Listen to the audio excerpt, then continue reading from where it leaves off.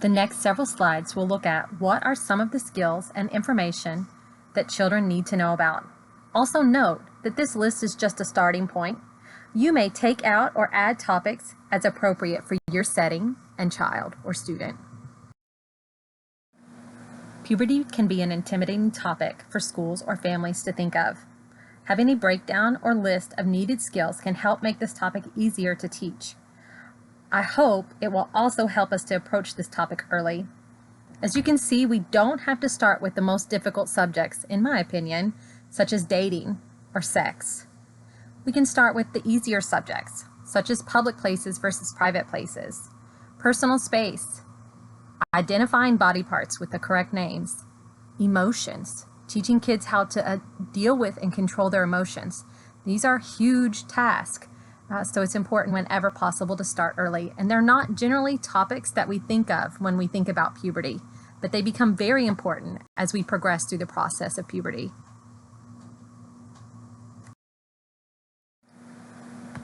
Hygiene needs change as we approach puberty. Our bodies begin to sprout hair in new places and smell differently. Suddenly, we might need to shave legs, face, underarms. Feminine care becomes more challenging during puberty. Teaching children or students, how do we select clothes based on the weather outside and the temperature? How do we know when something's dirty? We're starting to think about gearing towards moving into a workplace maybe. How do we teach our student and children to become more independent in bathing skills?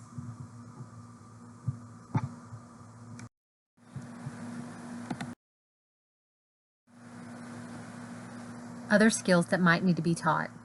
Our bodies change as we begin to go through puberty. For girls, they'll begin to grow breasts and possibly need to begin wearing a bra. Hair growth changes. We grow hair in new places. If you're a boy, then your voice might lower and you might begin to get an erection at night. And we need to know how to address and deal with those difficult issues. Identifying feelings and body responses. What's happening inside of our emotions and what's happening inside of our body. Knowing that this is normal and it's a part of growing up. And then teaching them how do they respond and deal with these subjects as they come up. Masturbation. Masturbation can be very much a challenge during puberty for some students and children with autism. Knowing where is it appropriate to do that and where is it not appropriate to do that. This is where public places versus private places become very important to have taught.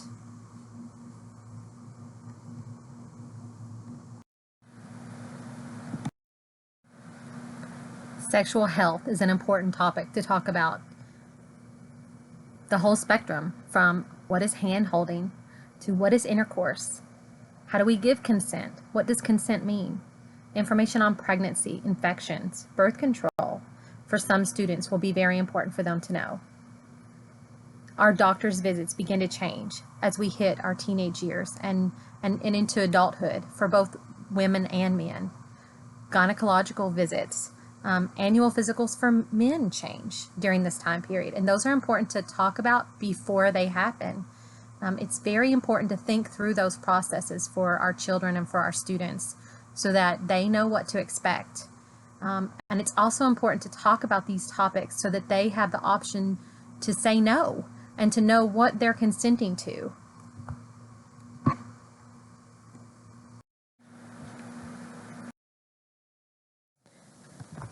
Now that we have thought about some of the skills we might need to teach, let's think about how we will teach those skills. I'd like to think about evidence-based practices. So some of the best evidence-based practices that I'm aware of that work really well for teaching skills related to puberty and all of the topics that can come up during those conversations are direct instruction, video modeling, social narratives, visual supports, and self-management. For the rest of this PowerPoint, we are going to look at some of the ways that we could use these evidence-based practices to teach some of the skills. So you'll see examples of different ways that you can use these evidence-based practices.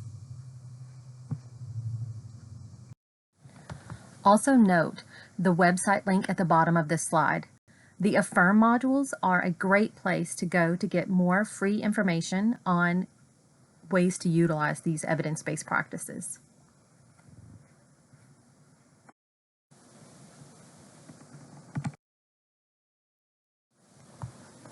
First, let's talk about what is direct instruction. Direct instruction is a systematic approach to teaching.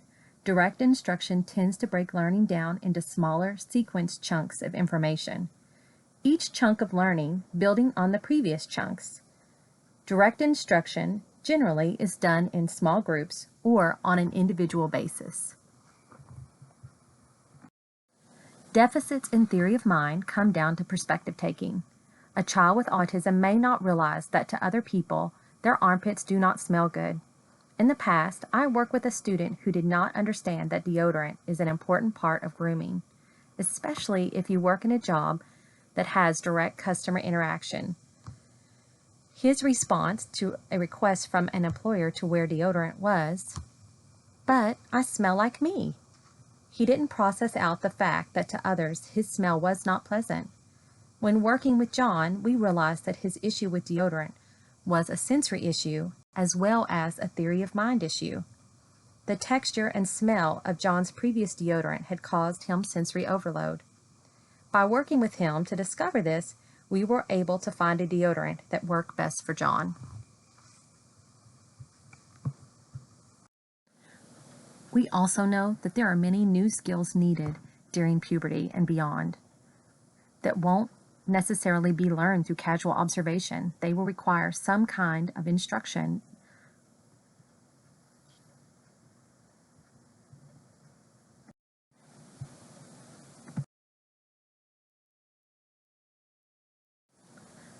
Next, we'll talk about some potential helpful hints. It can be overwhelming to parents and teachers to have these conversations. It can also be overwhelming to children and teens. So in the beginning, start with conversation about the specific experience that your child or student will have. So, if they are a boy, they need to know about the biological experiences of a boy during puberty. The same thing if they are a girl. You may also need to practice some of the skills ahead of time and to try to think through sensory issues. I was supporting a friend and her daughter with autism through puberty. Her daughter was beginning to show signs that she had entered puberty. My friend wanted to be prepared for her daughter's need for a bra. Her daughter struggled with sensory issues. Clothing was sometimes very aversive to her. So she started her off by wearing soft cotton undershirts and gradually, over a period of time, worked her up to wearing a sports bra.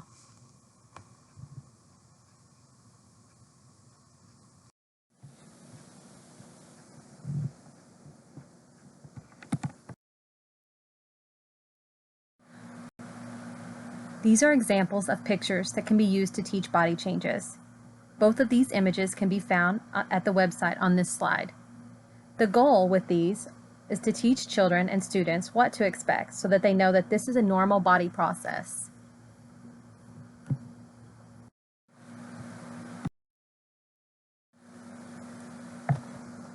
Other helpful hints. Avoid using non-literal language when speaking to learners with autism. This may cause confusion and lack of understanding on what you are discussing.